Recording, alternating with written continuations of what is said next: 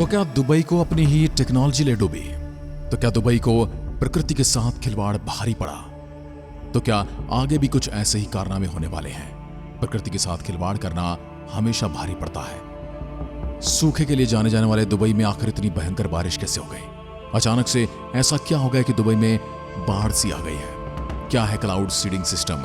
कैसे इस्तेमाल किया जाता है दुबई में इसे बारिश के लिए? और जानते हैं क्या है इसके नुकसान।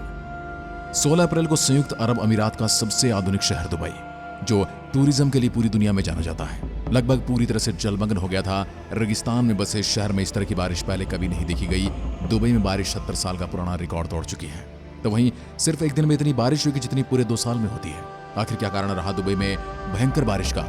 क्या है क्लाउड सीडिंग सिस्टम, जिसका इस्तेमाल कर दुबई में हुई बारिश और महज 10 घंटे की बारिश में दुबई में बाढ़ के हालात बन गए? चलिए जानते हैं कैसे होती है आर्टिफिशियल रेन।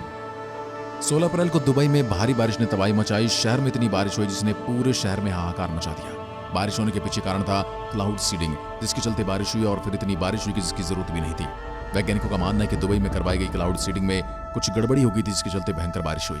यूएई के gulf state national centre of metrology ने इस बात की जानकारी दी कि 15 और 16 अप्रैल को एलएन एयरपोर्ट पर क्लाउड सीडिंग के लिए विमान ने उड़ान भरी थी और 2 दिन में यह विमान 7 बार उड़े थे। क्लाउड सीडिंग की इस प्रक्रिया में कहीं कोई चूक हुई, जिससे इतनी भयंकर बारिश हो गई।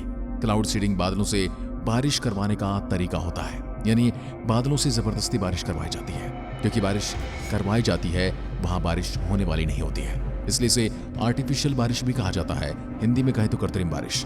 इसके लिए प्लेन्स द्वारा एक हाइट पर आसमान में सिल्वर आयोडाइड और ड्राई आइस के साथ नॉर्मल साल्ट बादलों में छोड़ा जाता है। यानी एक तरह से कहे तो बादलों से बारिश हो, इसके लिए उसमें बीज बो दिए जाते हैं।